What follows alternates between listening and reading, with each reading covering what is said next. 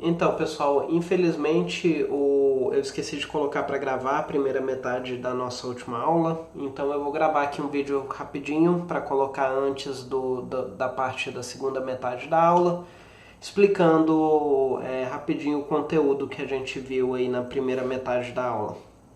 O assunto da aula de hoje é sobre algoritmos de classificação, são tarefas quando você tem vetores e você quer classificar esses vetores, você quer agrupar esses vetores em classes diferentes. E a gente vai ver mais especificamente um algoritmo de classificação que é o KNN. Então, só rapidinho a definição. Existem, na verdade, dois tipos de tarefas parecidas com essa descrição que eu dei, que são as tarefas de classificação e as tarefas de clusterização. E a principal diferença aí entre as duas é que classificação é um aprendimento, normalmente você chama de classificação um algoritmo de aprendizado supervisionado. Então você tem valores de x já classificados com seus respectivos valores de y e a gente quer treinar um algoritmo para aprender respeitando estruturas que vêm nesses dados já pré-treinados. Então isso em geral é chamado de tarefa de classificação. Então você tem um x e quer descobrir um y, e esse y normalmente são valores discretos, 0, 1 ou 0, 1, 2, que aí cada um desses valores discretos vão ser uma classe, uma categoria aí na sua classificação. E quando a gente está falando de clusterização, a gente está falando de um aprendizado não supervisionado. E aí, nesse caso, você está interessado só em estruturas inatas do posicionamento dos seus vetores. Então, tem alguma estrutura ali inata de como esses vetores são distribuídos no espaço, e existem algoritmos que exploram, encontram essas estruturas e usam essas estruturas para separar. Alguns exemplos aqui de algoritmos que a gente tem, para classificação a gente tem árvore de decisão, máquinas de vetor de suporte, que são SVM, redes neurais e o KNN, que é o que a gente vai ver hoje. Para classificação a gente tem, por exemplo, o K-means, que é um algoritmo bem parecido com o KNN, a gente vai falar dele hoje na aula também, DBSCAN, agrupamento hierárquico, entre outros. Exemplos aqui de tarefa de um ou de outro, por exemplo, se você quiser criar um classificador de se e-mails são spam ou não são spam, você vai conseguir isso mais fácil se você tiver um conjunto de dados já rotulado, se é spam ou não, e aí você vai dar tipo o valor 0 ou o valor 1 se é spam ou se não é spam, e treinar um algoritmo nesses dados rotulados para ele conseguir identificar novos. E o exemplo da clusterização é, por exemplo, aqui, agrupar clientes pelo comportamento de compra. Então você codifica esse comportamento de compra de alguma maneira em um vetor e clusteriza eles para segregar esses clientes. Um outro exemplo que a gente pode dar de clusterização também é classificação de estrelas. Então você tem algumas características aí das estrelas e existem vários plots que você faz de uma característica pela outra, e você pode fazer clusters, agrupamentos dessas estrelas. Seria um outro exemplo aí de clusterização. Uma outra característica aí dos algoritmos, uma outra classificação dos algoritmos que a gente pode dar, os algoritmos de classificação ou de clusterização, é com relação ao número de classes. Em geral, a gente separa em dois tipos de problema. Você tem os problemas de classificação binária, onde você tem duas classes só, o exemplo do ser spam ou não ser spam, Então você tem uma classe positiva e uma classe negativa, e normalmente o que você faz é dar o valor 1 para a classe positiva e o valor 0 para a classe negativa. Ou então você pode ter um problema multiclasse, você pode ter mais de uma classe, e aí normalmente você faz um mapeamento aí de cada classe, você dá um valor de y. Então, por exemplo, aqui eu quero classificar imagens como gato, cachorro, coelho. Eu vou dizer que gato é 0, cachorro é 1, o y, né, que é o que eu estou querendo descobrir, e o coelho é 2, por exemplo. E aí, com isso, se eu tiver dados já rotulados, eu vou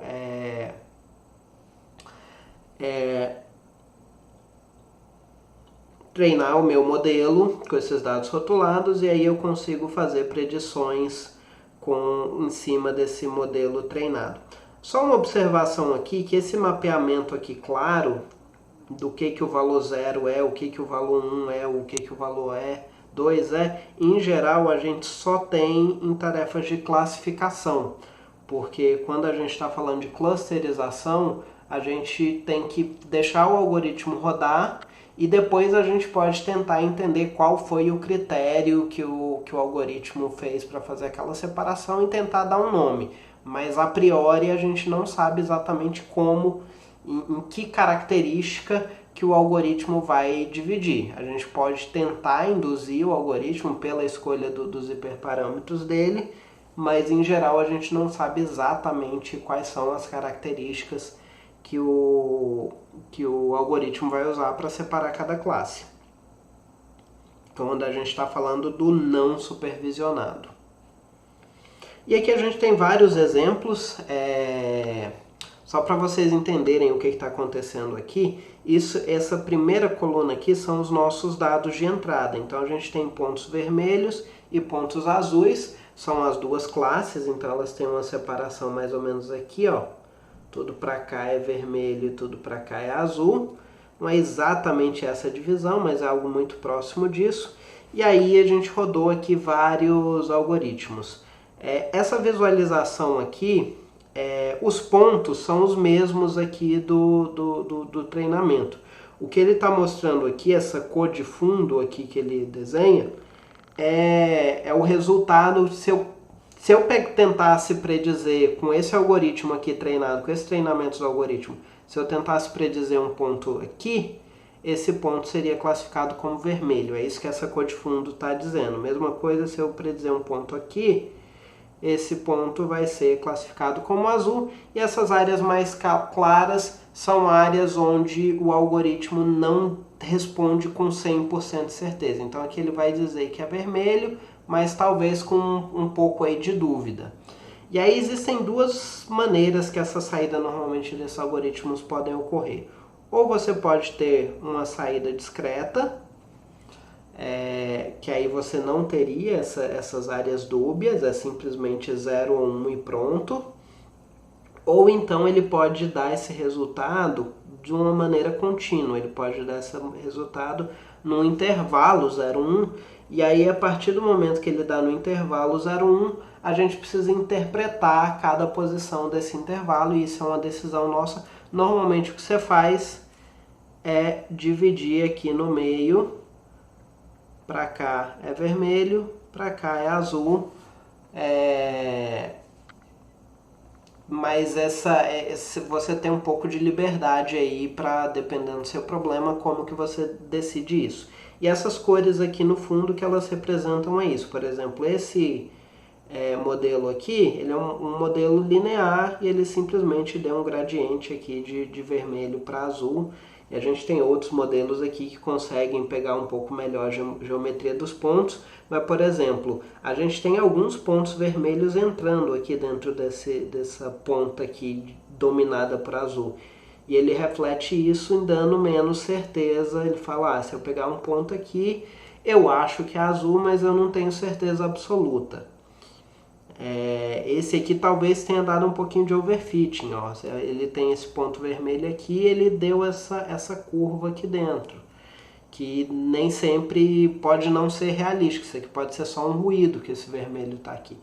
E a gente tem vários algoritmos que vão separar o nosso espaço aí do X de maneiras diferentes dentre as classes que a gente quer classificar.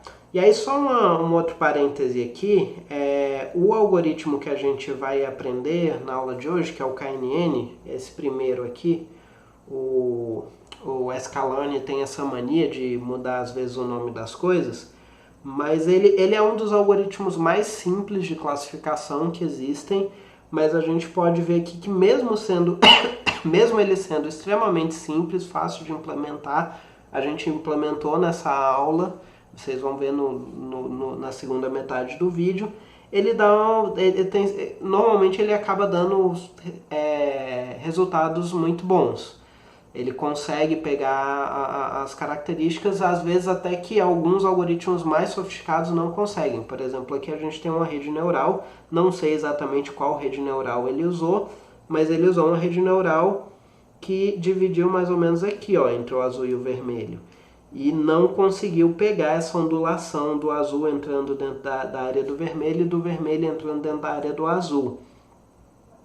Ele pegou uma leve ondulação aqui, mas não muito em detalhes, suavizou demais aí o resultado. Coisa que o KNN aqui conseguiu pegar essa estrutura, o KNN pegou. Talvez tenha tido um pouco de overfit aqui nesse KNN. Cada vez que você vai resolver um problema, você tem que analisar esse tipo de coisa e decidir qual que é o melhor algoritmo, com quais hiperparâmetros e tudo mais. Aqui a gente tem um exemplo de tarefas de clusterização. Então tem o K-means aqui, por exemplo. E aqui é claro que existem algoritmos que são melhores para certas tarefas, algoritmos que são melhores para outras. Por exemplo, o K-means, ele teve um resultado muito bom aqui nessa tarefa. Ele conseguiu pegar essas três estruturas aqui, identificar bem elas, apesar dele depender de você dizer quantas classes você quer classificar. Esse hiperparâmetro tem que ser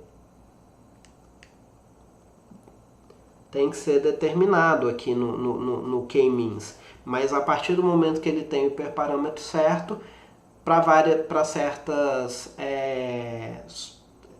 problemas ele resolve muito bem. Para outros nem tanto. Por exemplo, esse problema aqui de cima, ó, ele já não consegue ter um resultado muito bom, porque o K-means, como ele depende de distâncias, ele não pegou muito bem aqui. Claramente a divisão que faz mais sentido é você ter o anel interno e o anel externo, e pela característica de como o K-means funciona, ele acaba não conseguindo pegar isso, coisa que, por exemplo, um DB-scan consegue pegar. E aquela tarefa lá que o K-means foi bem outra, o DB-scan já não foi. Então é muito importante aí você testar os hiperparâmetros, e aí é bem importante, se acabar essa aula de hoje você ainda não esteja 100% seguro em entender o que é esse conceito de hiperparâmetro, tira a dúvida comigo, manda uma mensagem no privado, alguma coisa, porque é importante que vocês já tenham bem claro esse conceito de hiperparâmetro. A gente vai explorar isso um pouco mais hoje na aula, na prática, e se acabar a aula de hoje você ainda tiver um pouco em dúvida, me manda uma mensagem. Esses exemplos todos aqui, desses dois slides, são exemplos do Scikit-learn, e tem o link para a página desses exemplos em cada um dos slides. Aqui a gente tem um exemplo prático, eu vou pular ele e a gente já volta, porque eu fiz uma anotação aqui durante a aula, que não está no slide, mas é uma coisa bem importante, que é o fluxo usual de um script ou da resolução de um problema de ML, principalmente na hora que você vai treinar o seu modelo. Então, em geral, esse fluxo começa, você tem que carregar um dataset, tá? Primeiro passo.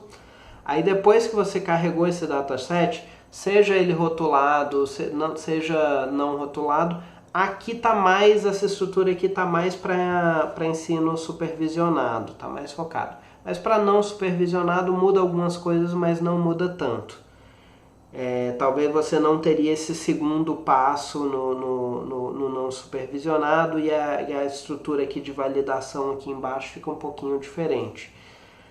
Mas para o supervisionado, você vai começar, primeiro passo, você vai carregar um dataset. Depois, um passo extremamente importante aí, você vai separar o seu dataset em conjuntos de treino e teste. E esse passo é bastante importante porque se você usar os mesmos dados para treinar e testar o seu modelo, é muito fácil você fazer o overfitting do modelo, que é uma situação onde o seu modelo dá resultados muito bons para aqueles dados, mas quando você vai tentar com qualquer outro dado, o resultado não é tão bom assim. Então, em geral, a gente faz essa separação em treino e teste, que a gente chama de split. E aí, com o conjunto de treino, a gente treina o nosso modelo. E aqui é o passo onde a gente usa o nosso algoritmo de aprendizado, tá? No passo 3, a gente vai treinar o modelo. Esse treinamento do modelo vai retornar o modelo na forma dos parâmetros do modelo. Isso aqui é transparente. Normalmente você não tem contato direto com esses parâmetros. Você tem uma classe lá que você vai definir para armazenar o modelo e essa classe você vai fazer o treinamento nela e ela vai guardar esses parâmetros dentro. Mas quem define o modelo treinado são esses parâmetros. Você não tem contato direto com eles normalmente, mas são esses parâmetros que são a definição do modelo. E tanto é que se você quiser salvar o modelo, normalmente o que é salvo são esses parâmetros para depois o modelo ser reconstruído sem precisar de um novo treino. E aí depois que você treinou, você vai ter um modelo e aí você pode usar esse modelo para prever os valores de y para os dados de teste. Atenção aqui que você sabe esse y, tá? Você está fazendo isso para testar. Então a gente sabe esse y. Você está fazendo isso aqui para testar se o seu modelo está indo bem ou não. Então você vai jogar dados que o modelo nunca viu,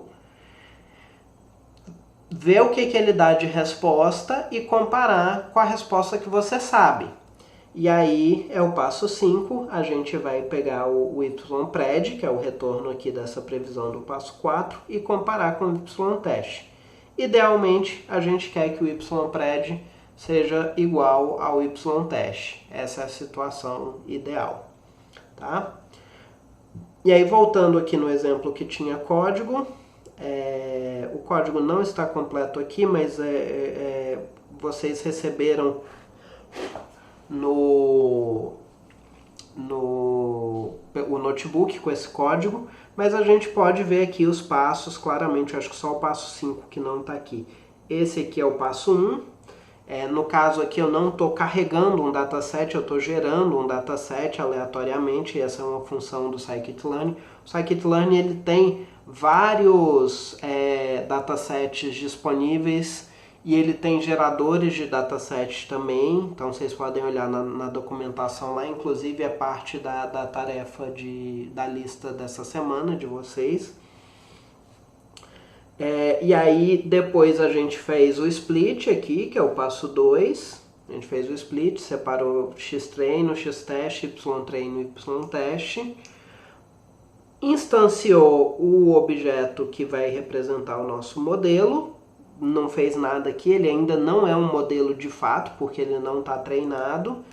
E aí a gente treina, que é o passo 3, e depois de treinado, a gente faz uma predição no passo 4. Se vocês forem no código completo lá no notebook, vai ter o passo 5 aqui embaixo, que ele vai usar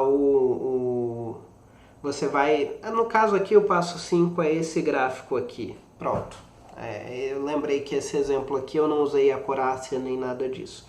Que esse gráfico aqui está mostrando as bolinhas são os pontos que vieram para o conjunto de treino. Então foram os pontos que a gente usou para treinar o nosso modelo. E os triângulos são os pontos que a gente usou para testar.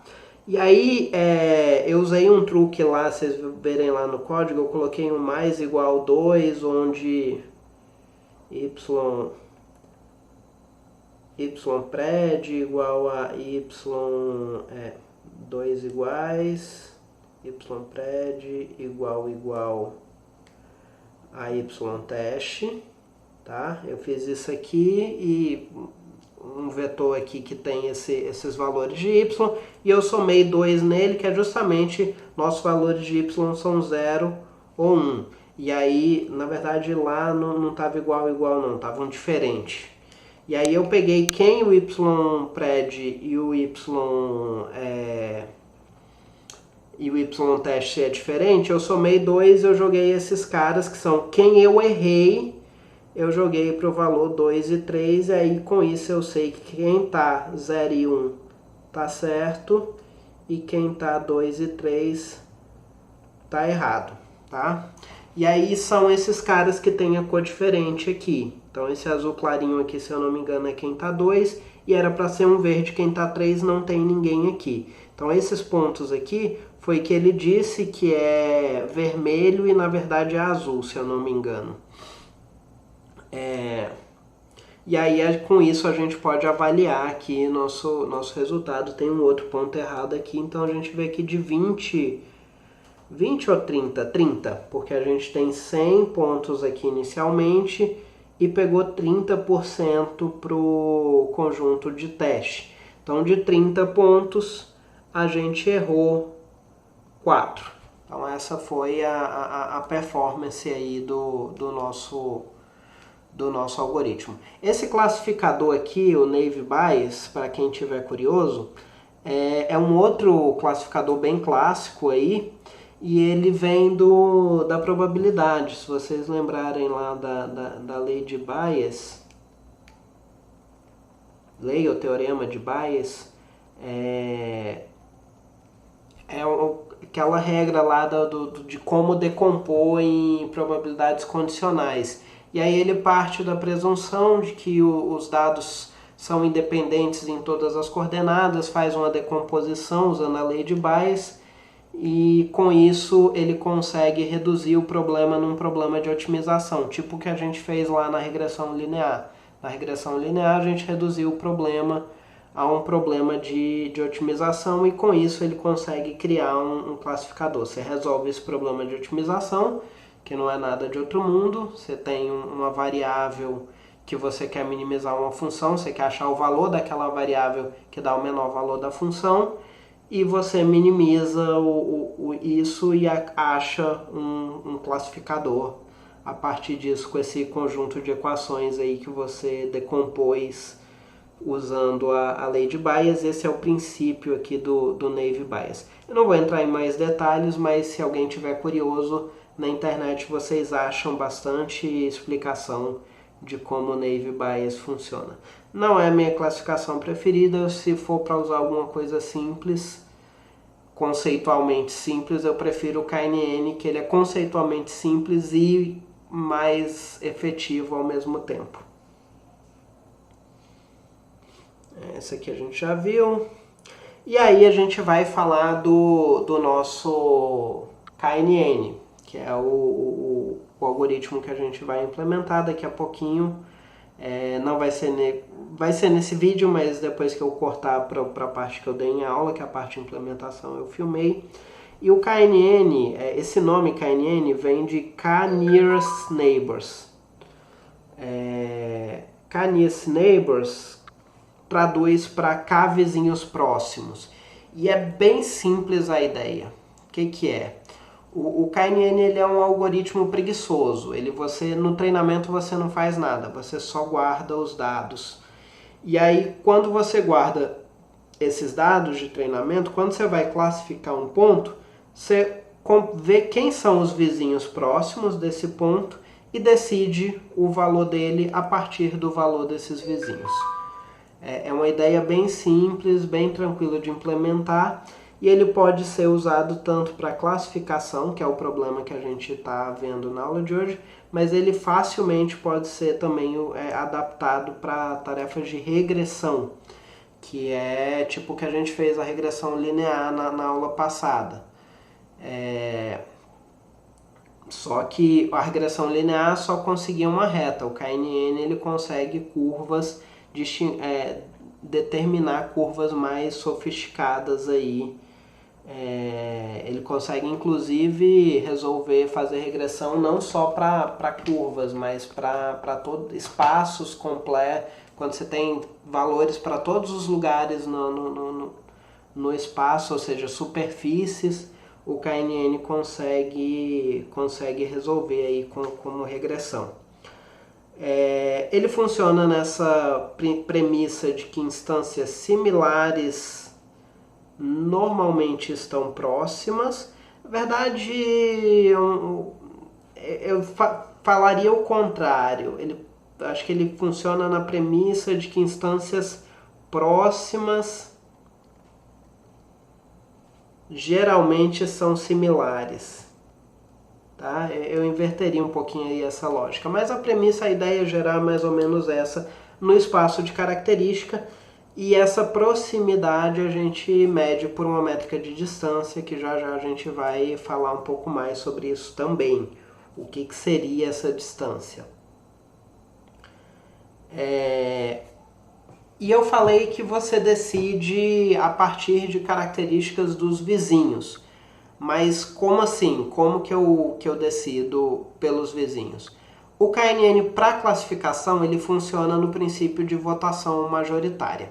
O KNN, o hiperparâmetro, em geral o KNN ele tem 2 hiperparâmetros e o mais importante é o K, que é o número de vizinhos que você vai considerar para decidir o valor de cada ponto novo. Toda vez que você for predizer um ponto novo, você vai considerar K vizinhos e aí você vai fazer uma votação entre os K vizinhos mais próximos da instância nova que você está querendo rotular. Então, por exemplo, se eu colocar um ponto aqui, ó, quem que eu vou considerar? Eu vou considerar esse aqui, esse aqui, esse aqui, esse aqui. E aí eu vou fazer uma votação.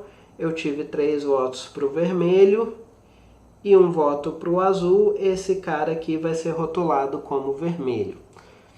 E aí eu pego, por exemplo, um ponto aqui. Aí vem algumas coisas que você tem que tomar cuidado. Por exemplo, esse ponto aqui, quando eu for votar, eu vou ter um empate. Eu vou ter 2 vermelhos e 2 azul.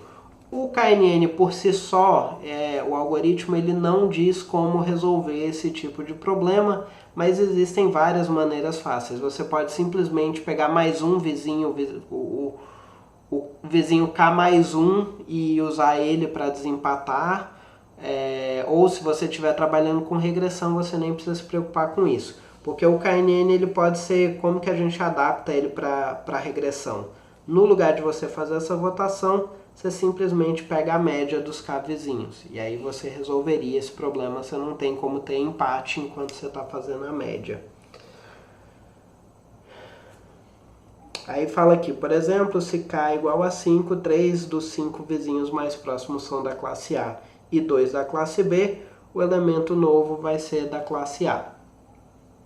E essa é a lógica principal aí por trás do KNN. Você olha quem está perto e faz essa votação, ou se você estiver fazendo a regressão, tira a média de quem está perto por esse K aqui.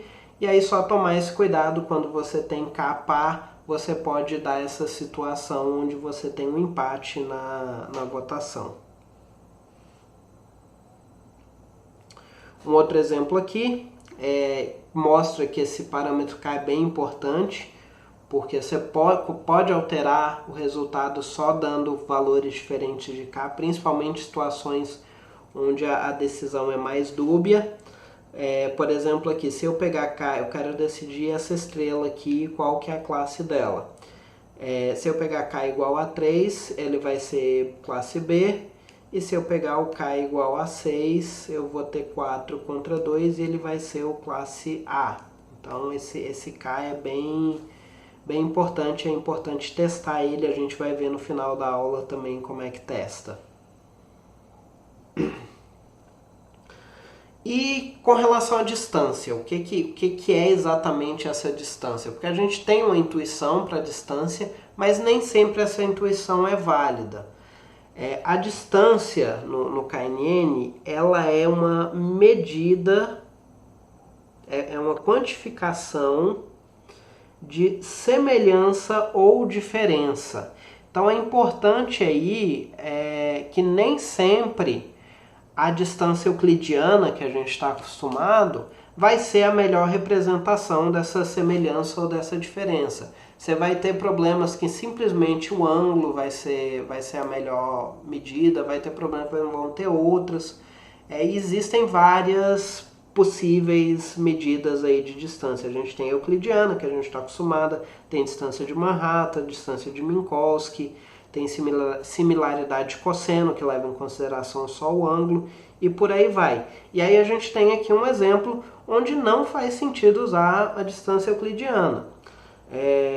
Vamos supor que hoje é sábado, eu decidi ir para a praia, e aí eu peguei o metrô aqui aqui em Botafogo e fui lá para Ipanema. E aí eu desci da estação lá, né, na estação Nossa Senhora da Paz, saí da estação aqui. Esse prédiozinho aqui é a saída da estação, e eu combinei com um amigo meu que eu ia encontrar ele no posto 10. E eu quero saber qual a distância que eu vou ter que andar do metrô até o posto 10. Se eu for usar a distância euclidiana, eu vou traçar uma linha reta aqui entre esses dois pontos e vou medir a distância aqui. Faz sentido eu dizer que eu vou andar essa distância aqui em linha reta? Não faz. Quando eu for andar de fato, eu vou sair aqui, posso seguir reto um quarteirão, virar, andar 2 quarteirões, virar de novo e até chegar aqui. Ou então eu posso seguir aqui e vir reto até aqui. Essa distância aqui é a distância de Manhattan, que ou a distância também conhecida como city blocks, ou seja, quarteirões. Se essa grade for regular, qualquer um desses possíveis caminhos vai dar exatamente a mesma distância. Eu escolhi esse bairro aqui justamente porque a grade dele aqui é bem regularzinha, pelo menos nesse espaço aqui que a gente está olhando, e é um lugar bem claro do que a gente consegue enxergar essa distância de Manhattan.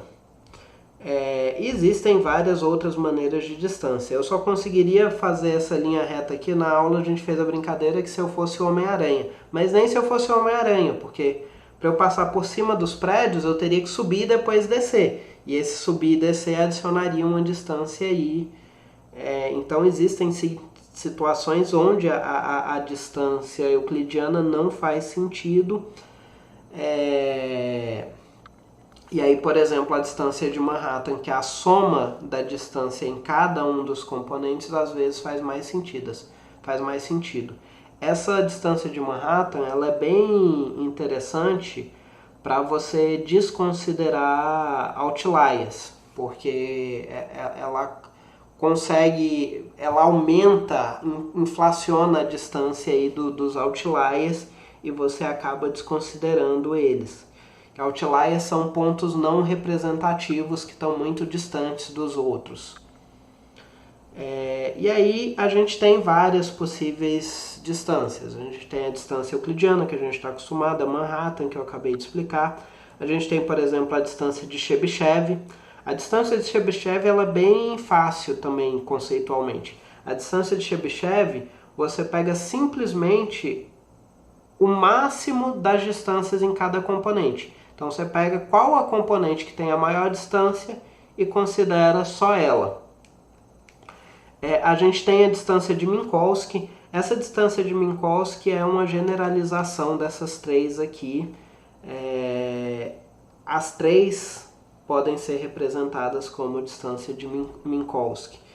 A euclidiana, esse parâmetro P, Minkowski tem esse parâmetro P, a euclidiana seria um P igual a 2, Manhattan é um P igual a 1 e Chebyshev é um P igual a infinito. A gente pode também pegar a dissimilaridade de cosseno, que é simplesmente, tem esse nome metido à beça, similaridade de cosseno, mas é simplesmente o cosseno do ângulo entre os dois pontos. Você está medindo só a distância angular entre eles e ela é interessante em problemas onde a magnitude dos vetores não é importante. Ou você tem um desbalanceamento nessa magnitude. Essa magnitude é muito maior em uma coordenada do que ela é nas outras coordenadas. E aí essa dissimilaridade de cosseno muitas vezes tem uma resposta melhor de característica em vários problemas, ela é uma característica melhor de similaridade do que outras medidas de distância como euclidiana. E tem várias outras medidas de distância, eu não vou entrar em nada disso aqui, que são coisas bem mais sofisticadas, mas só coloquei aqui no slide para vocês verem que tem vários exemplos. Em geral, a gente fica nessas medidas aqui de cima, euclidiana, Manhattan, Chebyshev, que todas são Minkowski e cosseno. Tá? E aí eu trouxe só de curiosidade, eu trouxe a fórmula aí da distância de Minkowski. A distância de Minkowski ela tem essa cara aqui, ela é o somatório da diferença em cada componente. Então você pega em todas as componentes, faz a diferença, tira o valor absoluto, eleva a p, faz o somatório e tira a raiz, a pésima raiz desse somatório. Se vocês observarem, ela é exatamente a distância euclidiana quando p igual a 2. Você tem o somatório do quadrado das diferenças em cada coordenada, e aí você tira a raiz desse somatório, então é a raiz da soma dos quadrados. Manhattan é a raiz do valor absoluto das diferenças, na verdade, a raiz não, desculpa, é o somatório do valor absoluto das diferenças, e Chebyshev você pega o limite quando esse p vai para infinito, e isso vai virar, a fórmula não está aqui, mas isso aqui vai ficar o max em I de xi menos yi. Então você pega uma maior diferença absoluta aí entre todas as coordenadas. E aqui embaixo a gente tem uma visualização. Vamos começar aqui pelo p igual a 2, que a gente tem mais intuição. Esses plots todos aqui, essa linha azul aqui são pontos equidistantes ao ponto central para cada uma dessas distâncias. Para a distância euclidiana é intuitivo. Qual é se eu tenho um ponto e eu quero todos os outros pontos equidistantes a esse ponto com a distância igual a 1, eu vou formar um círculo. Tá? Eu não vou tentar desenhar não, está desenhado aqui embaixo. Então aqui, qualquer ponto que eu pegar nesse círculo está a 1 de distância do ponto central de acordo com a distância euclidiana. E os outros plots aqui são também linhas equidistantes do ponto central para cada um dos valores de p aí para as distâncias de Minkowski. Então aqui, por exemplo, p igual a 1, que a gente tem a distância de Manhattan, todos os pontos aqui, por exemplo, se eu pegar esse ponto aqui, eu meço a distância dele dessa maneira e ele vai estar a distância 1. Se eu somar esses dois componentes, ele vai estar a distância 1. Vou pegar esse ponto aqui, eu meço só assim, que é a vertical mais horizontal, não tem horizontal, e a distância aqui é 1 também. E aí quando você plota todos esses pontos equidistantes, vira esse losango. A gente tem alguns valores intermediários aqui, se a gente for diminuindo o P, ele vai ficando nessa forma de estrela. Se a gente for aumentando o P, ele vai tendendo para o círculo, do círculo ele vai tendendo para o quadrado, e aqui a gente no limite, a gente tem a distância de Chebyshev, que é simplesmente a maior distância. Então se eu pegar esse ponto aqui e querer medir a distância dele com o ponto central, eu vou pegar só a distância, então eu tenho essa distância aqui na horizontal, na vertical, essa distância aqui na vertical, só que Chebyshev eu só considero a maior diferença, então ele vai estar à distância 1. Então todos os pontos nesse quadrado aqui estão à distância 1 pela distância de Chebyshev do ponto central. Trouxe mais por curiosidade aí para vocês verem como as diferentes distâncias se comportam. E aí, como é que fica o algoritmo aí do nosso KNN? Só para organizar as ideias que a gente viu até agora. Então, em geral, o KNN, como eu falei, ele é um algoritmo preguiçoso. Então, o treino, quando você vai treinar ele, você só armazena os dados de treinamento.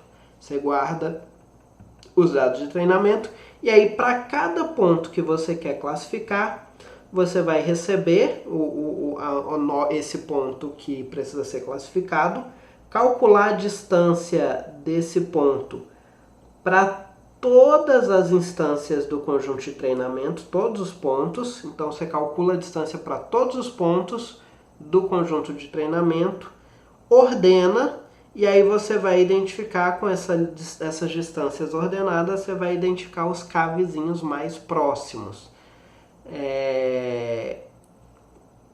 E aí, a partir do momento que você sabe os k vizinhos mais próximos, você faz a votação majoritária entre os k vizinhos mais próximos para determinar a classe dessa nova instância. A classe que tiver mais frequente nos k vizinhos é a classe atribuída à nova instância, e aí você retorna esse valor. Se você quiser fazer regressão, a única coisa que você faz diferente é que nesse passo 4 você tira a média entre os k vizinhos mais próximos para determinar o valor desse novo ponto no lugar de fazer a votação. E aí uma coisa importante, tá, gente? Você não mexe nos dados de treinamento, você não adiciona esse ponto novo aqui para usar ele. Os pontos que você fez predição, você não usa na predição dos próximos. Você só usa aqueles que você separou para o treinamento no início. Então você não adiciona eles ao conjunto de dados aí de treinamento, tá? E é isso. E agora eu vou cortar pro que a gente fez em aula, que a gente fez essa implementação do KNN. Pronto, agora estamos gravando. Então vamos lá. A nossa tarefa agora é implementar o nosso classificador, o KNN, a gente pode fazer aí nesse notebook que a gente está usando. Deixa eu passar duas coisas aqui para vocês no chat, antes da gente começar, que é o algoritmo aí e as questões, porque a gente vai fazer isso junto. Eu coloquei como prática em sala, mas a gente vai fazer junto. Eu vou fazer pelo menos o esqueleto aqui com vocês. Tá? Então, criar uma célula nova aqui para a gente implementar isso. Então, a gente quer implementar um classificador binário, KNN, na forma de um KNN, na forma de uma classe no Python. Então, a gente tem que começar aí com uma classe, vamos chamar ele de KNN Classifier, certo? A gente já vai chegar na distância. A distância ela não precisa ser na forma de classe. A gente pode passar a distância, a gente pode definir as distâncias como funções. Então, já que a gente fez isso, você teve a sugestão aí de criar a distância antes, vamos pegar o euclidiano aqui. O Google já até autocompletou aí. Então, distância euclidiana aí está definida para a gente usar. Se a gente quiser outras distâncias, a gente pode implementar depois. Certo? Aí a gente vai definir a inicialização, um self, ele vai receber um k e uma distância, uma função de distância. Então, O item 1 aí da prática diz que a inicialização deve receber os hiperparâmetros, que é o K e a distância. Vamos dar um valor padrão aí para K também? Vamos K igual a 4. Um valor razoável aí para K. E aí a gente pode guardar esse 4 é par, vamos por 5. Tudo bem, vamos por 5. Depois a gente resolve o problema do número par. E aí eu vou passar um truque para vocês que eu uso bastante quando eu estou implementando esse tipo de modelo, que é declarar esse cara aqui como um data class.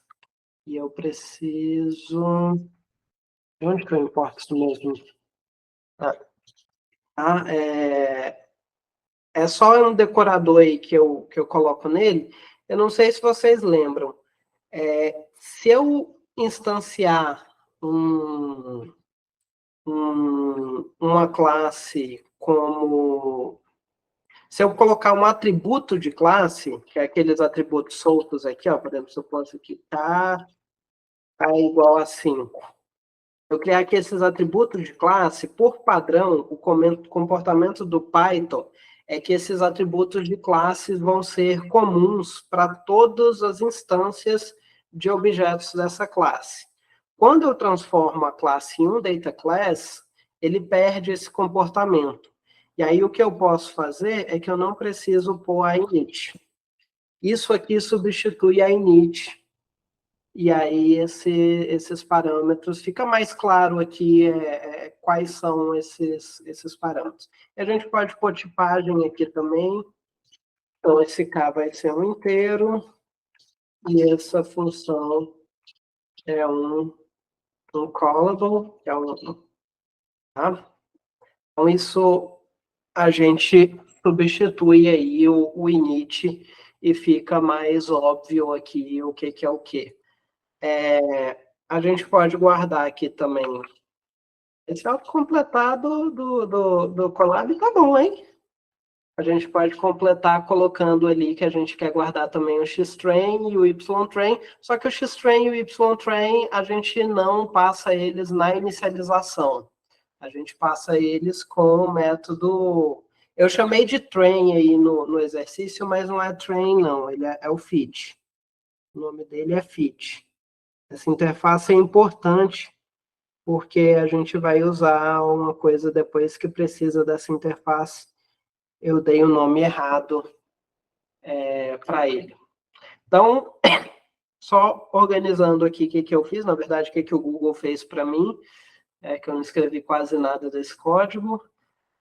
Eu importo o data class para marcar a minha classe como data class, importo o callable para marcar o tipo da função de distância, importo no NumPy, declarei aqui uma função para calcular a distância euclidiana, que é o somatório do quadrado da diferença coordenada, tirado a raiz.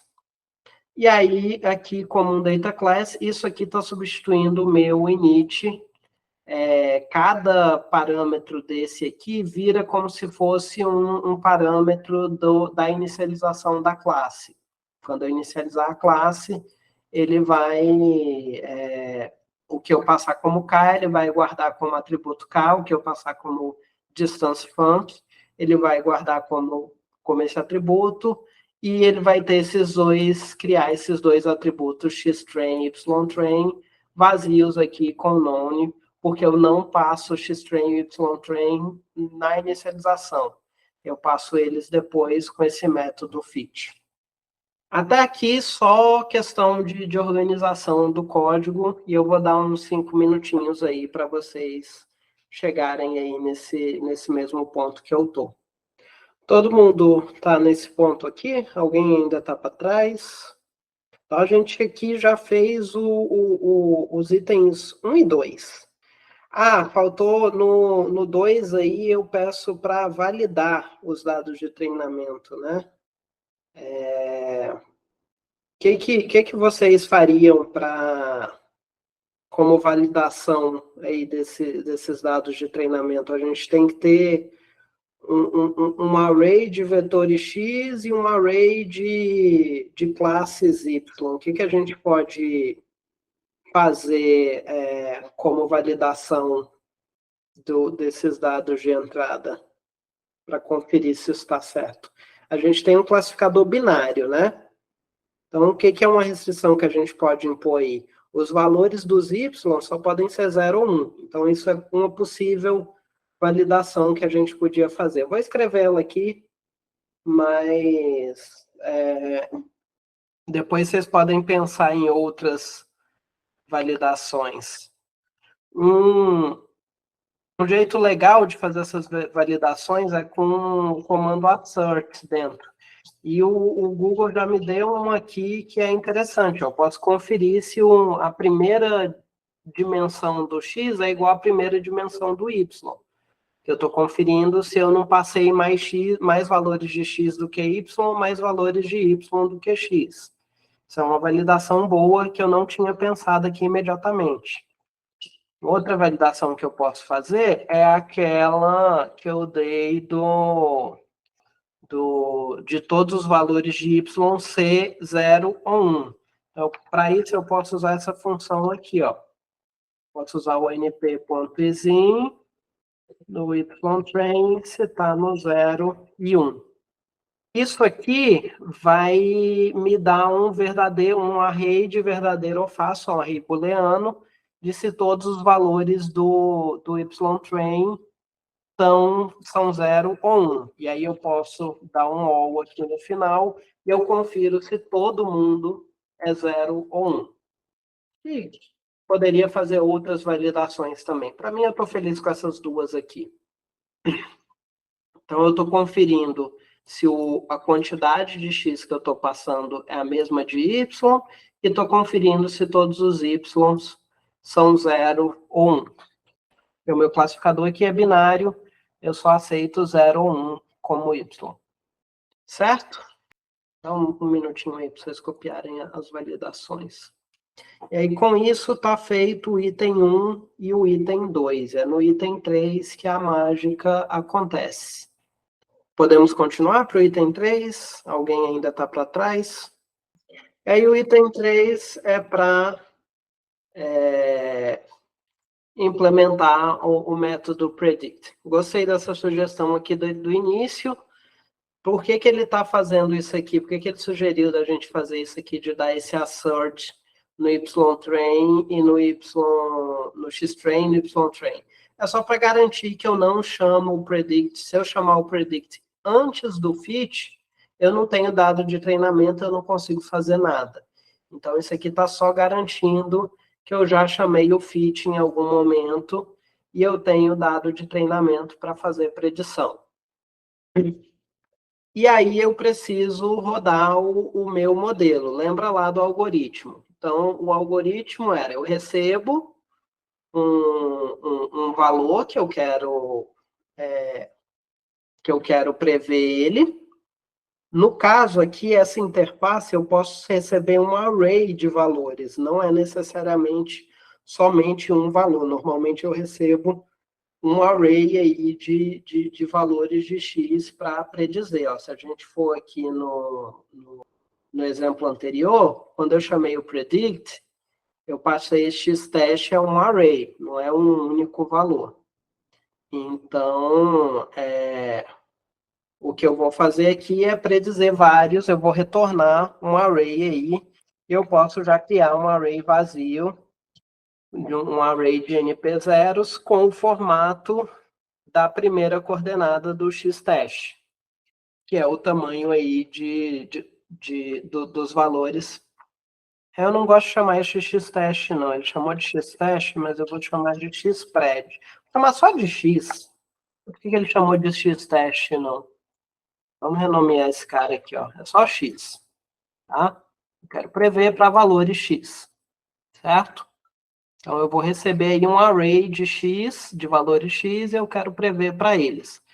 Então, eu posso fazer aqui um for para cada valor x e prever onde eu vou fazer meu loop aí do algoritmo em cada valor de x. Deixa eu pensar um pouquinho se isso vai funcionar. Isso não vai funcionar, essa sugestão que ele deu.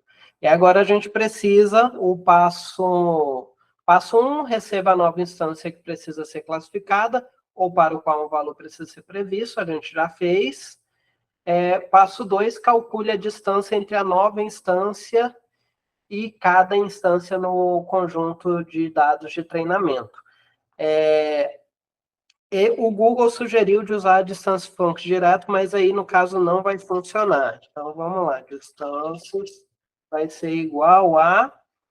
Como é que a gente pode calcular essas distâncias todas? A gente pode fazer uma interação, um list comprehension aqui para não precisar fazer um outro for explícito aí. Ou a gente pode fazer um for. Vamos fazer com for. Fica mais claro o que a gente está fazendo.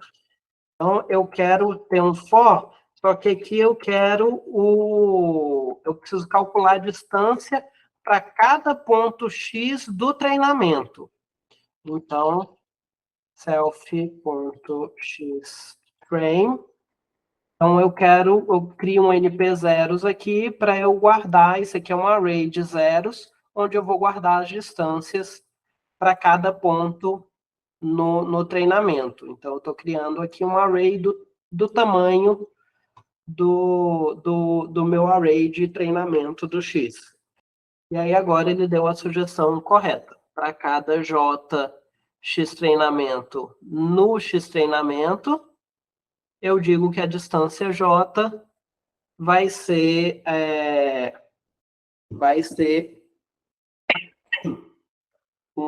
a função de distância calculada de X para X treino. Certo? Isso aqui a gente calculou as distâncias. Alguma dúvida? Tá? Em qualquer momento que vocês tiverem dúvida, podem me parar, tá? E aí eu vou querer um pouquinho mais de participação de vocês. O que eu faço agora? Eu estou fazendo tudo muito sozinho. Não, Google, não foi você que eu perguntei, não. E aí, o que eu faço agora? Eu tenho as distâncias. Ordeno. Beleza. Eu posso dar simplesmente Posso dar simplesmente isso aqui, está certo? E isso vai me servir de alguma coisa? Não, né? Porque aqui eu tenho só as distâncias. Eu preciso saber distância com relação a quem. Se eu só ordenar as distâncias, ele não está me dizendo muita coisa. E aí o Python ele tem uma função que me resolve isso. Poderia usar o zip. O zip, inclusive, é a minha primeira escolha, seria o zip. Só que o zip ele me dificulta um pouco na hora de ordenar. O que o Felipe está sugerindo? Que eu monte um array, que a primeira coordenada são os valores e a segunda coordenada são as distâncias. E aí eu posso ordenar essa array só a primeira posição são os valores, a segunda posição são as distâncias, e eu posso ordenar só na segunda posição. Poderia fazer, mas o Python tem uma função melhor para isso, que é o argsort. O argsort ele vai ordenar e me retornar os índices na ordem ordenada. Então, aqui a gente pode testar aqui o comportamento do argsort. Acho que ainda não importei no Py. Está sugerindo um monte de coisa que eu não quero. E aí eu posso criar uma aqui, que vai ser um np array. Vamos pôr aqui 10, 5, 3, 2, 9, 8. Tá? O sort, se eu não me engano... Não, NP. O sort, se eu não me engano, ele faz... Não, ele não é in place. Se eu der só um sort, ele vai me retornar os valores ordenados. Não é o que eu quero. O argsort, ele vai me dar as posições ordenadas. Quem é o menor? É o valor na posição 3. 0, 1, 2, 3. É o 2. Quem é o segundo menor? Na posição 2. 0, 1, 2 é o 3. Quem é o terceiro? É na posição 1, é o 5, e assim por diante. Então, ele já me retorna os índices ordenados pelo valor. Então, é isso que o argsort faz. Eu acho que, inclusive, eu posso passar... Não tem como passar se eu quero crescente ou decrescente.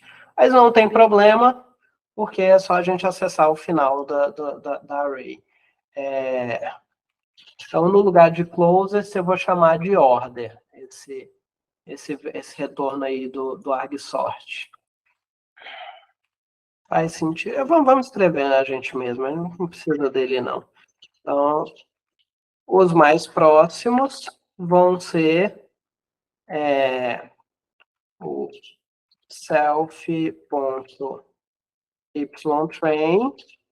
e aí eu vou querer os índices order, só que eu quero só os últimos índices. Então, ele está errado aqui. Vai ser do menos self.k até o final. Então, eu estou pegando os k últimos valores aqui do resultado do argsort e estou guardando aqui nessa array k-nearest. E agora eu só preciso ver quem é o mais comum. O jeito que eu estou acostumado a fazer isso é diferente do que ele está fazendo aqui. O ypred vai ser o valor previsto para essa posição. O unique faz isso. Só que para eu fazer com o unique, eu preciso dar um returns count. Aí. Agora você está fazendo o que eu quero. Returns count true. Tá, deixa eu pensar como é que eu faço isso. Tá, vamos fazer dessa forma aqui, tá? O npunique, quando eu passo esse parâmetro return counts, ele vai contar os valores únicos para mim. Deixa eu mostrar isso que eu estou fazendo para vocês. Então, np.unique, vamos supor que eu tenho 0, 0, 0, 1. Quando eu uso o npunique dessa forma, ele me volta uma tupla. O primeiro elemento da tupla é a array dos valores únicos e o segundo elemento é a array das contagens. Então, por isso que eu estou guardando aqui, valores contagens. E aí, eu posso dizer que... Aqui, agora sim. Aí eu vou dizer que o y predito para esse valor de x vai ser os valores na posição do índice máximo das contagens, do índice que tem o argmax é parecido com o argsort, só que ele, no lugar dele retornar o valor máximo, como o max retornaria, ele retorna o índice do valor máximo. E aí eu acesso o valor nesse índice e eu tenho o ypred. E com isso eu acho que a gente tem nosso KNN implementado. Não tratamos nenhum edge case, mas temos um KNN que vai funcionar quase o tempo todo. Eu acho que nenhum edge case aqui vai quebrar o nosso código, o que é até um pouco perigoso. Mas a gente vai passar por ele sem nem perceber. Se a gente tiver uma votação de empate, ele vai pegar, na hora que ele pegar o máximo, ele vai pegar um dos dois valores só e pronto, e retornar. E quando ele... Para empate, ele vai pegar um dos dois valores só e fazer. E se tiver distância empatada, ele vai considerar um dos dois aleatoriamente também. Então, ele vai meio que ter um comportamento aleatório aqui, dependendo de como as coisas foram implementadas dentro. Não vai ser 100% aleatório, porque ele vai ter um bias de como as coisas foram implementadas no NumPy, mas a gente não tem... Vai ser imprevisível a resposta aqui para os edge cases, para situações extremas. Vamos comentar um pouquinho esse código? Está comentado aí o que a gente está fazendo. Alguma dúvida, pessoal? Tudo certo. Tudo que a gente está fazendo aqui tem várias maneiras diferentes de você resolver, tá? Você poderia fazer um for para fazer essa votação, que nem eu fiz o for ali para a distância. A distância você poderia calcular sem o for. Então, tudo aqui tem várias maneiras diferentes de você fazer esse código. Algumas coisas aí eu estou fazendo da maneira um pouco mais eficiente, outras eu estou fazendo da maneira menos eficiente. Para esse cálculo aqui da distância, a partir do momento que eu ponho esse for aqui, eu tiro um pouco aí da eficiência do código. Mas para o nosso aprendizado aqui não tem problema. E aí a gente pode testar o nosso KNN. Vamos fazer o seguinte. Vamos pegar esse código aqui, todinho, da primeira célula, e rodar ele com o nosso KNN que a gente implementou. Então, roda aqui essa célula para definir o KNN, e aí eu vou pegar uma outra célula aqui embaixo, testando o KNN. E aí, no lugar de eu usar esse Gaussian NB, eu vou usar o nosso KNN Classifier. O resto fica exatamente igual. Eu não mudo mais nada no código, tá? Para fazer isso. E aí eu posso rodar ele aqui com o nosso KNN. Só mudar a legenda aqui da imagem. E tá aqui o resultado do nosso KNN.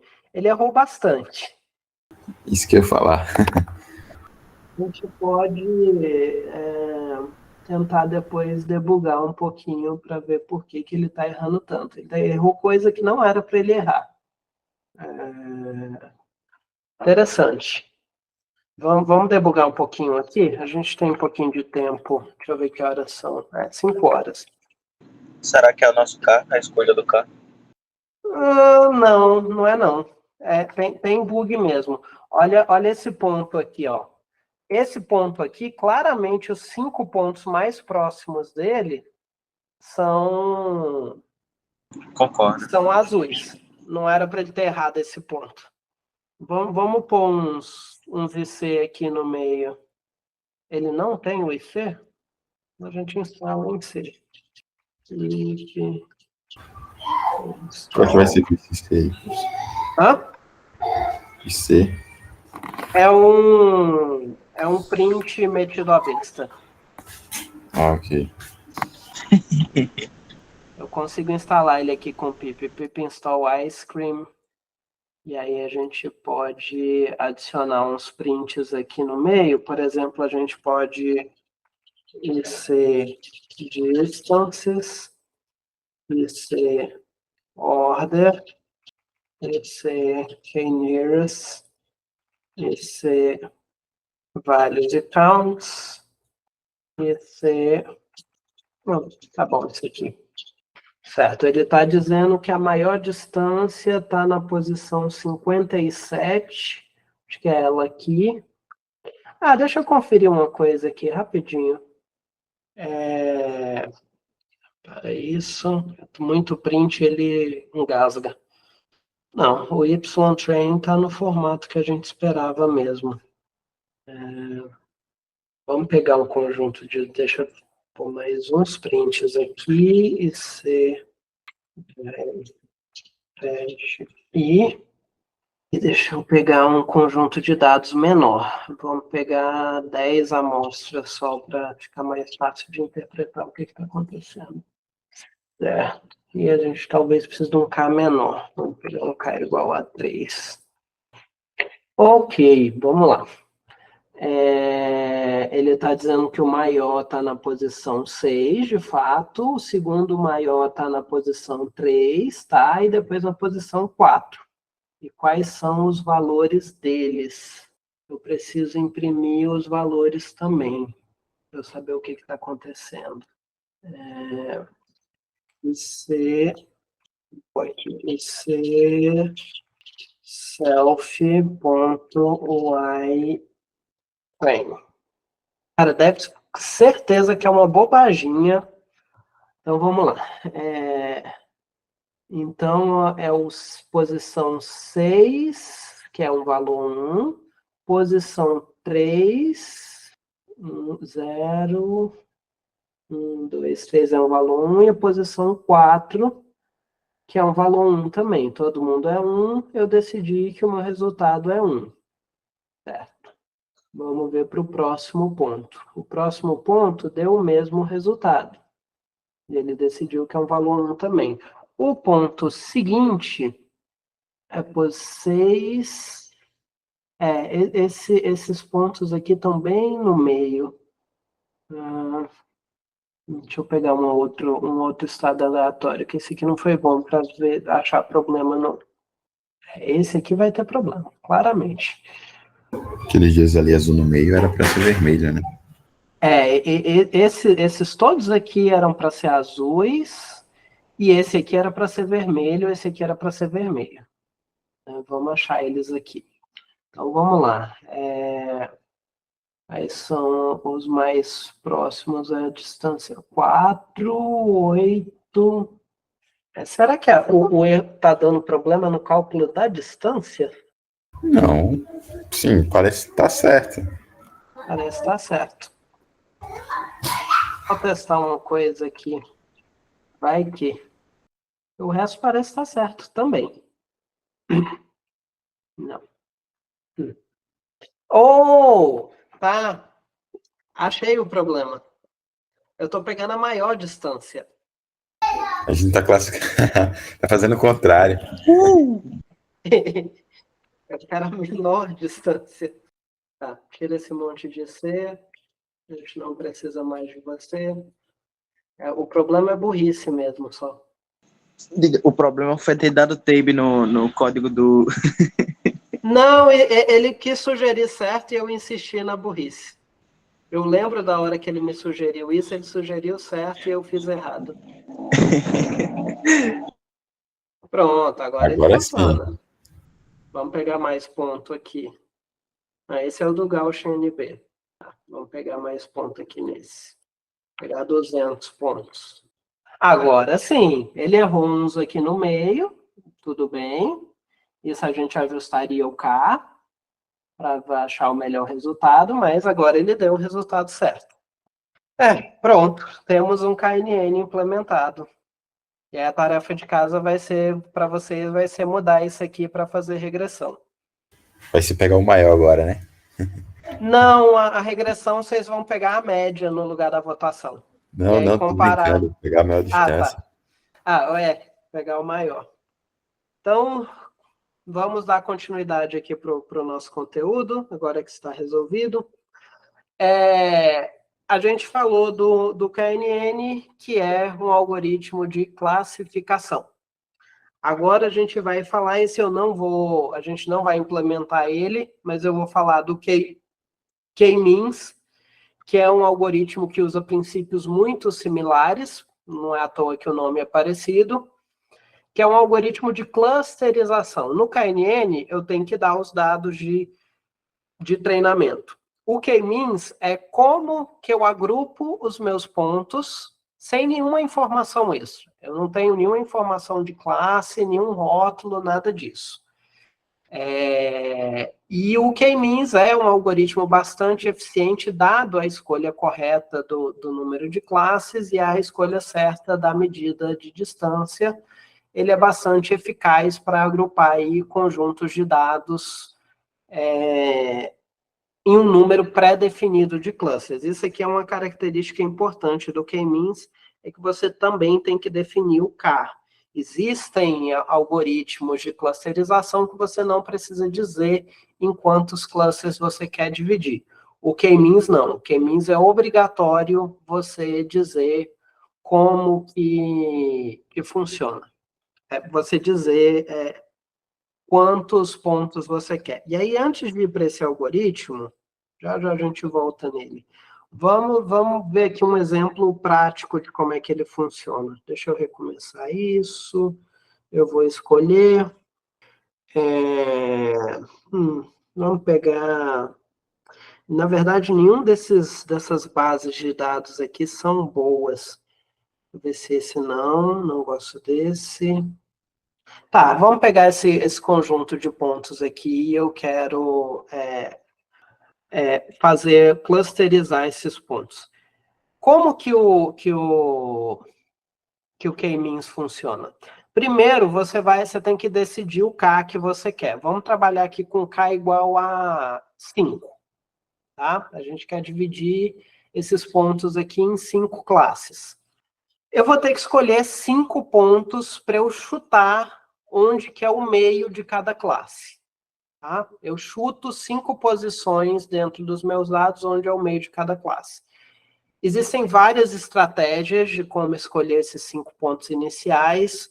A mais comum é escolher aleatório. Então, eu vou pôr um ponto aqui, eu vou pôr outro ponto aqui, eu vou pôr outro ponto aqui, outro aqui no meio e o outro aqui, tá? Então, coloquei aí meus 5 pontos. Aí, a partir do momento que eu coloquei o número de classes, o mesmo número de classes que eu tenho, eu coloquei pontos aí no meu dataset, eu vou calcular a distância de cada ponto para esses pontos que eu coloquei, que eu vou chamar de centroide.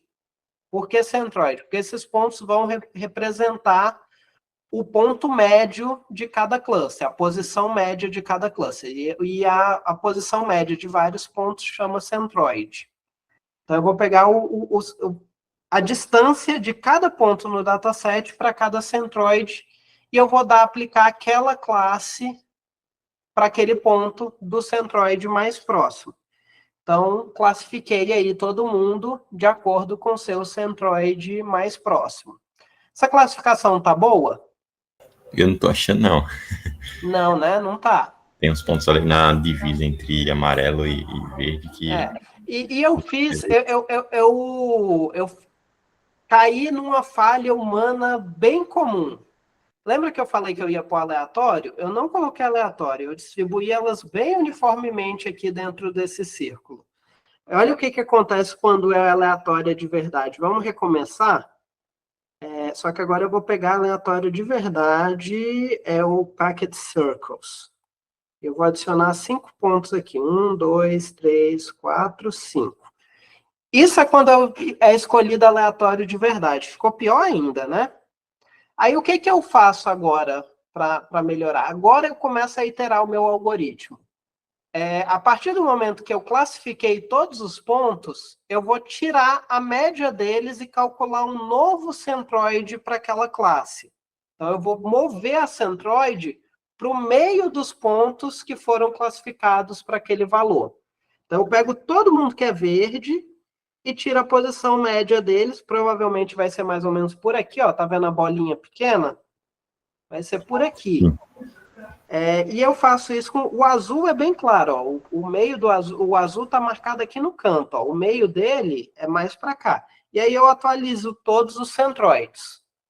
Aí atualizei os centroides, eu atualizo os pontos. Eu calculo de novo a distância de todos os pontos para o centroide e reclassifico eles. Aí reclassifiquei, calculo o centroide novo. Calculei o centroide novo, eu reclassifico os pontos. Reclassifiquei os pontos, centroide novo. E vou iterando isso até eu chegar numa condição de parada, que eu vou ter que decidir qual é ela. Normalmente eu escolho... eu paro num momento que... Ou num limite de número de interações, ou no momento que os centroides não estão andando mais nenhuma distância significativa. Aqui, ó. Aqui estabilizou. Tá? Esse conjunto de dados não é um conjunto de dados muito bom para isso, não. Ele talvez se saia melhor, deixa eu ver, 1, 2, 3, 4, 5, 6, com K igual a 7. Vamos recomeçar com K igual a 7 e ver se ele consegue ter um resultado melhor. 1, 2, 3, 4, 5, 6, 7. Eu vou me iterar nele com 7. Com 7 eu consegui pegar a estrutura aí dos dados até rapidinho, ó. Tá vendo? Eu tenho 7 círculos quase encostando e eu consegui dividir aí nesses 7 círculos. Mas se eu pegar um outro K, não tem uma estrutura que divida isso em 5 partes bem dividido, ou 3 partes bem dividido. Tá? Então, essa aí é a lógica do K-means. Você põe ponto, põe os centroides, calcula a distância de todo mundo para todos os centroides, vê qual é o centroide mais próximo, classifica ele com aquele centroide e aí te calcula a posição nova do centroide, tirando a posição média de todo mundo que está naquela classe. Aí atualiza as classes. Aí você fica nesse vai e vem. Atualiza a classe, atualiza o centroide. Atualiza a classe, atualiza o centroide. Luiz, deixa eu pensar. Eu não achei muito convincente essa classificação, não. Esse conjunto de dados aqui, ele é muito artificial, tá? Deixa eu tentar achar um exemplo prático de clusterização. Vamos ver se o Google me responde. Tá, beleza. Vamos supor que você tenha... Você tem um telescópio e você mede a intensidade do brilho e o pico da frequência, do comprimento de onda da cor da estrela. Então, você tem a cor, um valor representando a cor e um valor representando a intensidade. É bem comum você querer essas duas informações criarem classes de estrela. Ou mais preciso ainda, você tem uma fórmula que você calcula a massa da estrela. E aí você quer classificar essas estrelas Stellar Classification. E aí você tem esses gráficos. Deixa eu ver se eu acho um aqui. Stellar Classification Plot. HR diagrama. Beleza. Vou trocar de tela.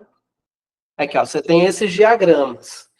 E aí você quer classificar ele. Você tem esses clusters naturalmente em alguns conjuntos de dados. E aí, por exemplo, esses algoritmos servem para isso. O K-means, ele não funcionaria bem para detectar essa banda aqui com a medida euclidiana. Talvez exista alguma outra medida que faça ele detectar bem essa banda, mas ele não seria muito bom para isso, não. Mas esses três outros grupos aqui, ó, o grupo de gigantes, supergigantes e anãs brancas, o K-means agruparia tranquilamente. Tá? Mas o K-means não é o único algoritmo disso. A gente voltar lá no slide, eu dei aqui no início da aula, eu dei vários exemplos que depois, se vocês quiserem pesquisar, eu coloquei até o link aqui, ó. Isso tudo aqui é algoritmo de clusterização. E tem o link aqui embaixo para a documentação do Scikit-Learn falando de todos. Ok, brigadão, professor. Tá? Voltando. E aí aqui é o algoritmo aí do K-means. Você tem que definir o K, o número de pontos que você quer. Você vai escolher K pontos como centroides nos seus dados. Vai calcular a distância de cada ponto para todos os centroides e ver qual que é o centroide mais perto e pôr ele no cluster daquele centroide, recalcular o centroide para cada cluster e repetir isso até que o seu centroide não mova mais ou uma outra condição de parada que você decida. Beleza? Deu para entender como é que funciona o K-means? Alguém tem dúvida aí dele? Zero dúvida. Zero dúvida. Então, vamos...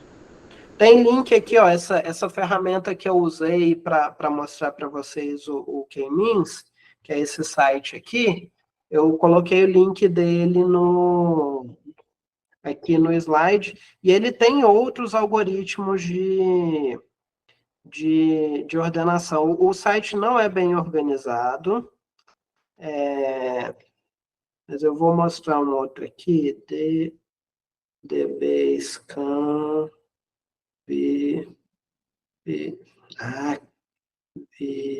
por que o V não vai? Visualization. Esse DBScan é um algoritmo de clusterização que você não diz quantos pontos você quer, ele decide por conta própria. Acho que esse parâmetro está bom. O que ele faz? Ele escolhe um ponto aleatório e ele vê que ponto está a uma certa distância desse ponto e põe na mesma classe. E aí ele vai fazendo isso, espalhando. A hora que ele não tem mais nenhum ponto para pôr naquela classe, ele escolhe outro ponto aleatório que ainda não foi classificado e vai fazendo isso. Vai vendo quem está perto põe naquela classe, e aí vê para cada ponto novo que ele adiciona para aquela classe, ele vê quem está perto também. E aí, por isso que ele chama DB-Scan, esse algoritmo, porque ele chama scan. Ele vai olhando quem está perto de cada um que ele classificou para dar a mesma classe. Esse dataset aí é um dataset que o K-means nunca conseguiria fazer essa separação aí que ele faz da carinha de ter o contorno, os olhos e a boca em classes separadas. O K-means não conseguiria. Como é que você ia pegar esse círculo todo na mesma classe, o centroide dele ia ficar no meio? É um outro algoritmo, e existem outros também. Esse é um outro legal que tem essa visualização aí desse site também. Se eu pegar, mas a escolha dos parâmetros é importante, tá? Se eu pegar um círculo maior, ao ponto, eu acho que eu não vou conseguir pegar grande o suficiente para ele estragar. Não vai funcionar, não vai ser grande o suficiente para ele estragar o algoritmo, não. Deixa eu fazer o seguinte. Agora eu consigo. Essa carinha aqui agora tem mais ruído. E aí, se eu pegar o círculo grande demais, o que ele vai fazer é que vai ficar todo mundo numa classe só. A gente esperar ele rodar. Ah, demora aí, provavelmente deve ser porque tá fazendo as contas tudo no lado do cliente. Coisa boa. Eu ainda estou rodando no processador ARM para ele. Talvez o olho direito aí salve, sem ir para essa classe vermelha, e vai sobrar uns pontinhos no meio sem classe. Sobrou uns pontinhos aí sem classe. Eu escolhi o círculo grande demais e tinha ruído nos meus dados, zoou a execução do algoritmo. Né? Então, só 2 exemplos aí para vocês de clusterização e com K-means, explicando como é que funciona. Agora, vamos dar uma pausa. Agora a gente não está mais falando de teoria, vamos falar de 2 aspectos bem práticos. O primeiro é o conceito de pipeline. O que a gente viu hoje, o pipeline, ele nem se aplica tanto. Mas lembra lá da aula passada que a gente tinha que fazer a gente foi mexer com linguagem de processamento processamento de linguagem natural, a gente tinha um passo a passo que a gente tinha que executar. E aí eram vários passos que a gente sempre fazia os mesmos passos. E aí o sklearning, ele tem esse conceito de pipelines, que é uma maneira de você criar um único objeto que faz todo o seu processo, cada etapa do seu processo. Você define a sequência do seu processo, e aí cada passo do seu processo pode ser tanto um treinamento com modelagem, ou seja, uma tarefa de treinamento e predição, quanto uma transformação, tá? Então, você pode ter tarefas tanto de predição quanto tarefas de transformação no seu texto. Um exemplo de transformação. Toda aquela cascata que a gente estava fazendo de processamento de linguagem natural. Remover stop word, tokenizar, tirar, sistemizar, tudo isso, cada passo desse pode ser um passo aí na pipeline, são passos de transformação. E esse objeto aqui, essa classe aqui do scikit-learn, o pipeline, ele permite que a gente sequencie esses passos, desde que esses passos tenham uma interface padronizada. Por isso que quando a gente implementou o nosso KNN lá, a gente criou o método fit e o método predict, para manter na interface padrão do scikit-learn. Deixa eu ver se eu E aí eu tenho um exemplo aí, vou voltar aqui para o Colab. O próximo código aí é um exemplo aí de pipeline. Então, o que ele faz aqui? Ó? Lembra lá do passo a passo que eu falei do algoritmo de machine learning? Primeiro passo, carregar dados. Ele carregou aqui, usou essa função loadIris, essa classe loadIris, que é para carregar aí os dados do dataset. Esse é um dataset pronto que o scikit-learn disponibiliza. Ele tem outros datasets, se vocês quiserem entrar lá na documentação, é só pesquisar sklearn datasets, vocês vão encontrar. E aí tem as funções de carregamento prontas. A gente dividiu, fez o split, treino, teste, e aí a gente cria aqui a pipeline. Tá? Essa pipeline aqui, ela tem 3 estágios. Quais são os 3 estágios? A gente tem um scaler aqui no primeiro. O scaler, ele só uniformiza meus dados. Vamos supor que meu x, eu tenho a primeira coordenada do x ia de 0 a 100, a segunda coordenada ia de menos 50 a 1000, a terceira coordenada ia de 1000 a 1 milhão. São dimensões muito longes uma da outra. Então, quando você for calcular a distância, por exemplo, a terceira coordenada, ela vai dominar. Porque os valores absolutos da terceira coordenada são muito maiores que as outras. E aí, esse scaler, o que ele faz é comprimir tudo. Ele pega, por exemplo, na segunda coordenada, que é de menos 50 a 1000, ele pega quem é menos 50 e joga para 0, quem é 1000 joga para 1 e todo o resto ele distribui uniformemente aí nesse intervalo. Ele compacta todo mundo no intervalo 0, 1. Tá? Isso é um passo bem comum, você fazer esse tipo de normalização nos seus dados, para você tirar influência, desequilíbrio de influência aí entre as coordenadas dos seus dados. Principalmente quando você está usando uma distância mais tradicional, como uma distância euclidiana, uma distância de Manhattan, qualquer coisa do gênero. Quando você usa, por exemplo, uma similaridade de cossenos, que você só está interessado no ângulo, essa normalização talvez não faça tanta diferença. O segundo passo aí, ele fez uma redução de dimensão, de dimensionalidade. Ele pegou um dado que, sei lá, tinha 10 coordenadas no X e reduziu a 2 coordenadas do X, e aí ele usou um algoritmo aí qualquer, usou esse algoritmo PCA, não vou explicar o que é. Eu ia perguntar se você ia explicar. Não vou explicar, mas basicamente... Ele reduziu aí, sei lá quantas coordenadas que esse X tinha originalmente para 2. Fez alguma projeção, alguma coisa aí para fazer essa redução. Verdade, dá para projetar. E, por último, ele usou uma regressão logística aí para fazer a classificação. É um outro classificador clássico.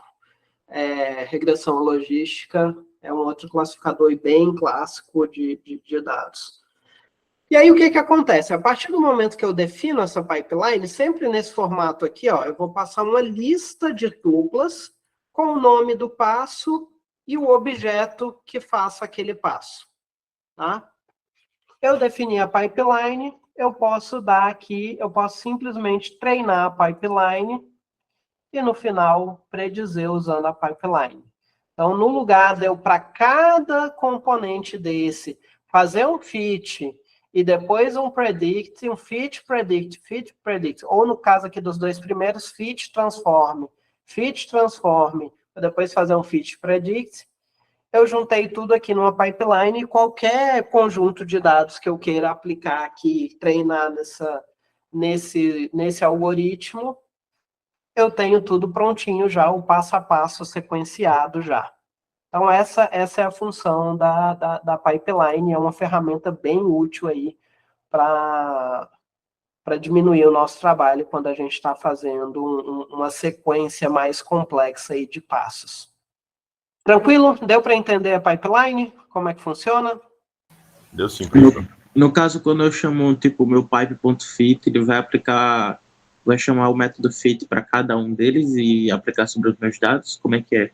Ele vai aplicar o fit cada um deles. E se for uma transformação, ele vai aplicar a transformação nos dados de treinamento antes de passar para o próximo passo.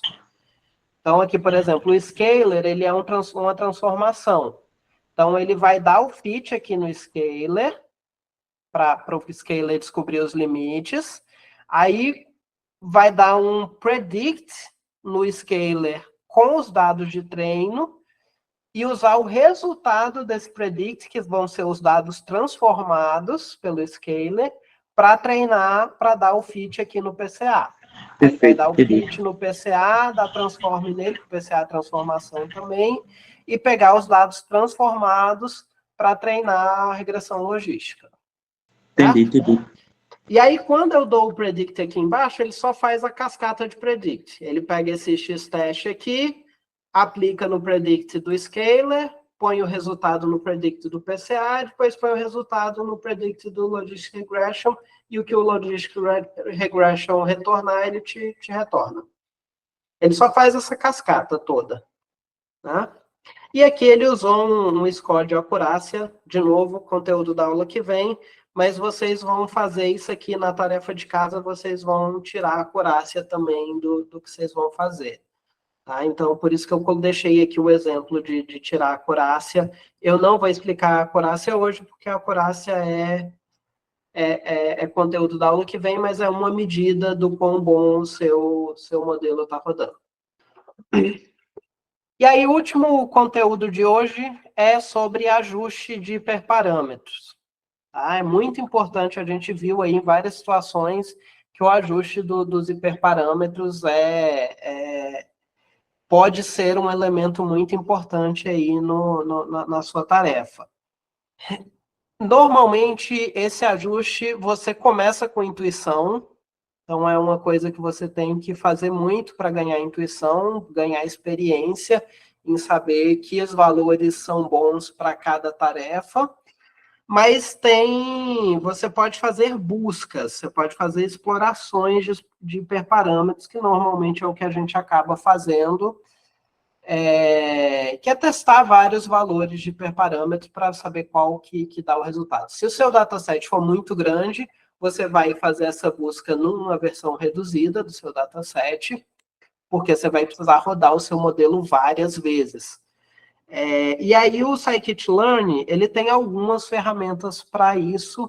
Dentre elas, eu vou destacar aqui as duas mais simples, mas existem outras mais complexas, que é o Grid Search e o Randomized Search. O que eles fazem? A Grid Search faz uma busca em grid, ele faz uma combinatória. Por exemplo, eu quero testar K3, 4, 5, e eu quero testar a distância euclidiana, Manhattan e similaridade cosseno. Aí ele vai fazer um produto cartesiano disso, fazer a combinatória de todos esses parâmetros e testar todos os pontos dessa combinatória e ver qual que é a combinação que deu o melhor resultado. Isso pode ficar caro muito rápido. Eu espero que vocês enxerguem por que isso pode ficar caro muito rápido. Porque eu tenho... você tem N vezes N, se você tiver 2 parâmetros que você queira buscar, você tem N quadrado, possíveis combinações. Se você tiver 3 parâmetros que você queira buscar, você tem N ao cubo. Se você tiver 4, você tem N à quarta. E isso explode ridiculamente rápido. Então, nem sempre grid search é viável. E aí, uma outra possível busca é a busca aleatorizada. Você vai pegando pontos aleatórios para tentar encontrar o melhor valor aí dos seus parâmetros, dos seus hiperparâmetros. E tem outras estratégias também, não entram no escopo do curso, o nosso curso é de introdução. Tá? A gente, parêntese aí bem grande, a gente ainda não falou sobre como que você identifica se um resultado é melhor que o outro. Eu falei aqui de achar o melhor resultado, buscando nos hiperparâmetros, mas a gente ainda não sabe o que é. Então, nem sempre. Nem sempre. A gente vai ter uma aula inteira sobre isso. Se fosse só a acurácia, eu dava em 15 minutos aqui, eu explicava a acurácia para vocês. Mas não é só a acurácia. Tá? A gente vai ter uma aula inteira disso. Aqui, nesse exemplo, eu uso a acurácia. Vamos para o nosso exemplo. O último código aí, a última célula aí, é esse exemplo que eu dei. Como eu falei para vocês, esses importes do scikit-learn ficam ridiculamente feios rapidinho. Porque cada coisa que você precisa importar do scikit-learn, normalmente você precisa de uma linha nova para importar cada elemento individual. Então, vamos entrar aqui nesse código, o que a gente está fazendo? Então, a gente está carregando os dados, igual ao último exemplo, faz o split, igual ao último exemplo, define aqui uma pipeline. Então, isso aqui, inclusive, vocês já podem guardar, que é bem parecido com o que vocês vão precisar fazer para comparação para a tarefa de casa, só que para a lista vocês não vão usar o classificador, vocês vão usar o Canabos Regressor. É uma outra classe aqui, entra lá na documentação que vocês acham facinho. Não é o Canabos Classifier, é o Canabos Regressor. E aí aqui, para busca de parâmetros, você vê que eu não dei os parâmetros aqui, eu não dei o parâmetro de K nem da métrica da distância aqui no KNN. E aí, para eu definir quais parâmetros eu quero buscar, eu crio esse dicionário aqui. E aí esse dicionário ele tem uma sintaxe bem específica. As chaves, elas são... elas vão te dizer para qual elemento da sua pipeline você vai aplicar aquele parâmetro. Se você estiver aplicando o método direto, se eu estiver buscando parâmetros direto no KNN, é só eu dizer o nome do parâmetro aqui. Só que aí ele tem essa sintaxe de pôr dois underlines aqui, ó. Você vê aqui que você tem dois underlines, para identificar que você está pondo um parâmetro de um elemento da pipeline. Então, ele vai procurar aqui o KNN e vai aplicar o parâmetro neighbors nele dentro desses valores aqui. Está procurando entre o valor 1 e o valor 30, todo mundo aí no meio. Se eu quisesse 1 a 30 de 2 em 2, é só eu mudar o passo aqui. Então, lembra como que o NP-Arrange faz.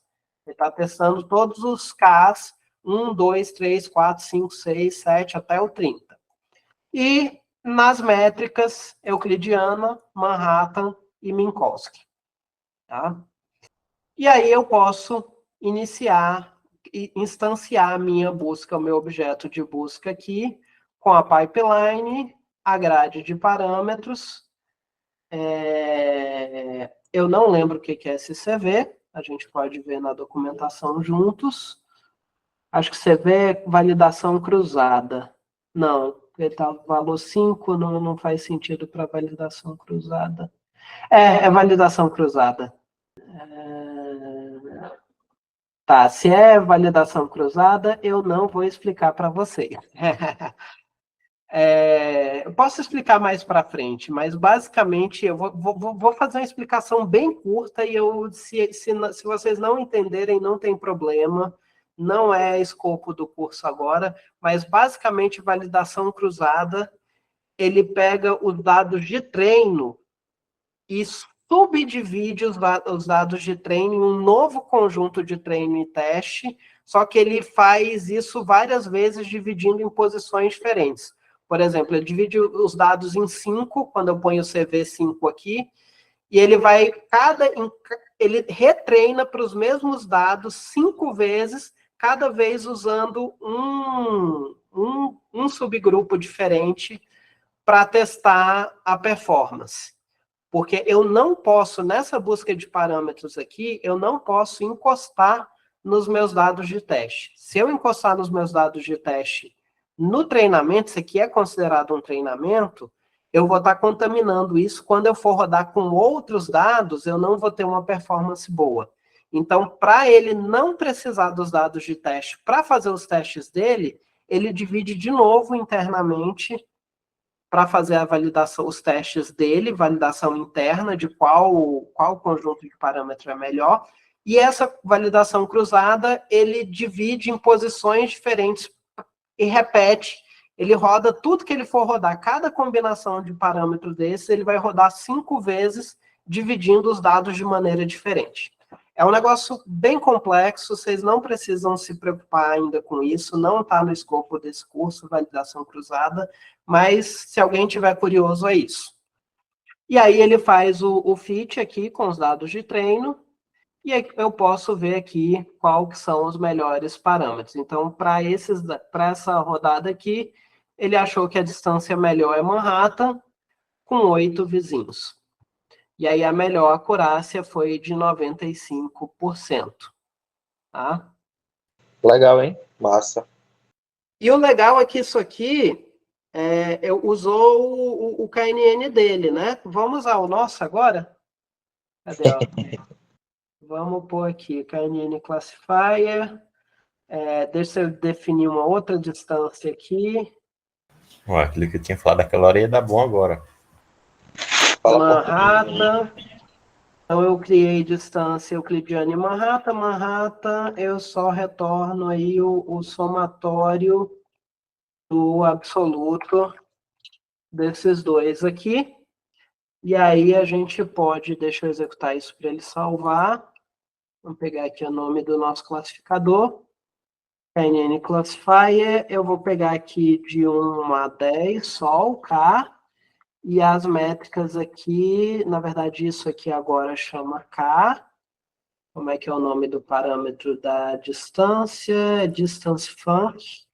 E aí a gente põe as duas funções aqui. A Euclidean Distance e Manhattan Distance.